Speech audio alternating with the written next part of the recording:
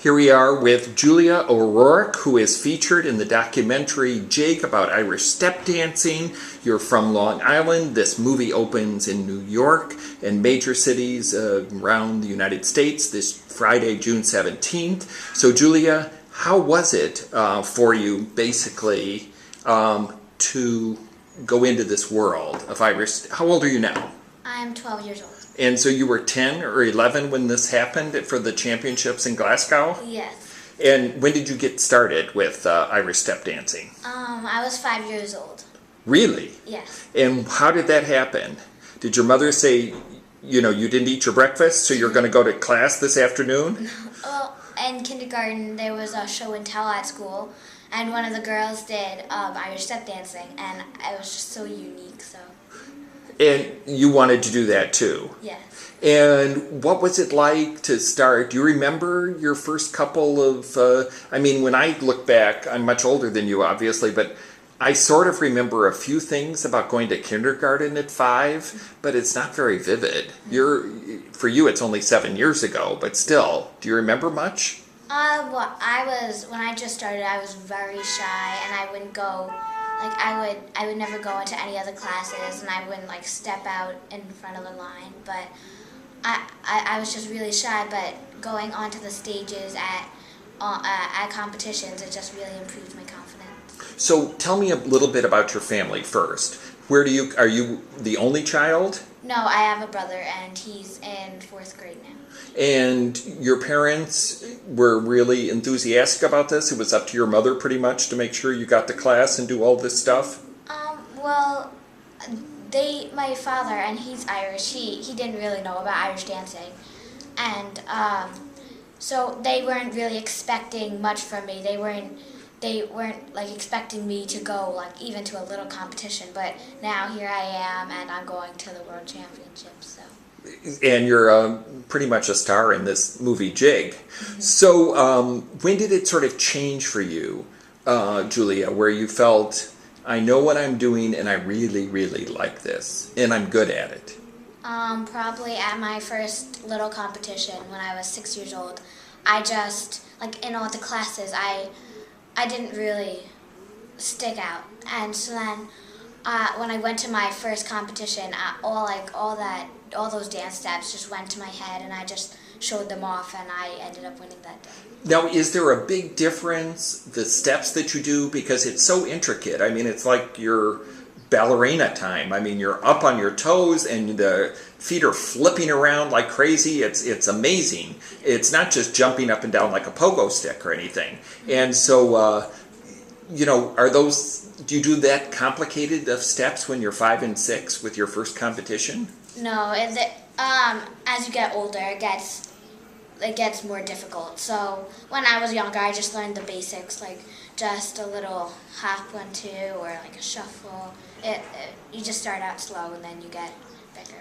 Now, I talked to Sue Bourne, the director of the documentary, and one of the things she mentioned was, you have to wear these wigs, which you've got yours on now. Yes. For the show, and you've got to wear makeup, which usually 10 or 11-year-olds don't do, or 6-year-olds, unless you're in a competition. Yes. And then the dresses, which are very elaborate, which you don't have to wear right now. So what was that like to does it sort of steal you into getting into the way, if you're an actor, you put on the costume and all of a sudden you're that character? No, I don't think it really changes my personality, but I just feel... I guess I feel more mature with all this, makeup and all the wigs and stuff, so... Okay, and you make friends with kids in class because you're competing with each other. Is it sort of tough to be friends, or do you all go through the same thing? Well, no, in my class, I have lots of friends. I make probably most of my friends from dance, but... even though we're in the same competition, we're still friends off the stage, but once we get on the stage, it's a competition, but out of it, it's just a huge family. One thing we see in the movie, which is pretty surprising, is there's 2 dancers on stage and they bump into each other. Has that ever happened to you? Yes, I've crashed before. And what do you do when that happens? You just keep going like nothing ever happened, and yeah, you just just like don't even mind that and just keep going.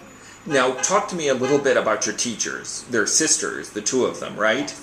Yes. What are their names? Lisa and Karen.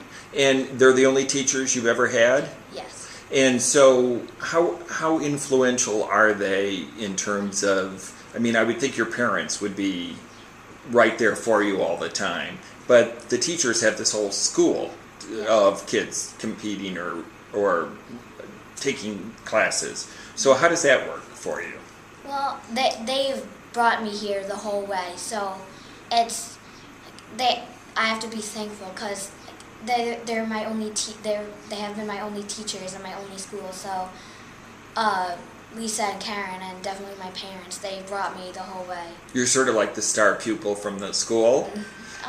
Well, there's a lot of Good dancers there. Now, what grade are you in? 6th grade. And how does dancing fit in with your school time and your schoolwork? Do you do any other extracurricular activities at school? Because I know this is pretty time consuming. Yeah. Well, first I have to do all my schoolwork and my homework, but then once that's all done, I just dance because I also do track. Oh, Yeah. okay.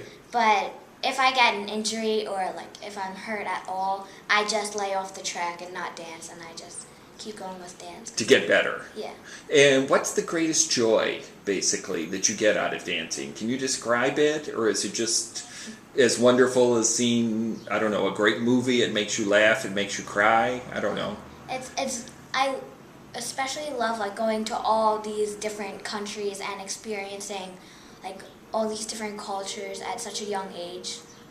We see you in the movie with Brogan in Glasgow. How was that? This was she a 3-time champion when you went into the World Finals and you didn't know what was going to happen between the two of you? You were the two big rivals in your age group. Yeah.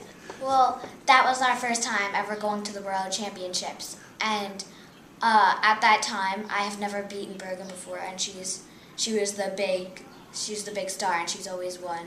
And I always came like second to her, so we were always like a big competition. And how does that feel? It's like you have a lot of pressure on you, but we're both friends off the stage, but on the stage you try your hardest and it's a competition. Do you have any good luck charms, or are you a little superstitious about before you compete about things you do? Like, do you hit your foot against the wall, or do you tap your head 3 times, or spin around and jump? I don't know.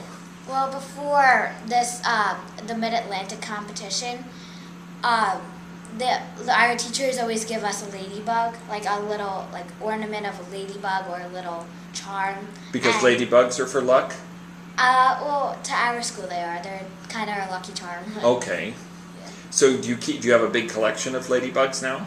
Oh yeah, we have stickers. I have stickers at my house of ladybugs and like little ornaments for our Christmas tree. Now, do you ever get a break from dancing? I mean, if your parents say, we're going to take a vacation and we're going to go to Disney World and you're going to be 6 days away or something, is that easy to do, or do you get up in the morning and practice? Well, Petrie has the whole month of July off after the Nationals. Okay. So then we have July off, and then August we start getting back. So what do you do in July? I just have fun with my friends. And what's your idea of fun? Do you go to movies or to the mall, or do you read a lot, or? I like to jump in the pool. Oh, okay. Yeah. That's the best thing. Yeah. And what do you think, for kids who are looking at this, what can they learn from watching JIG?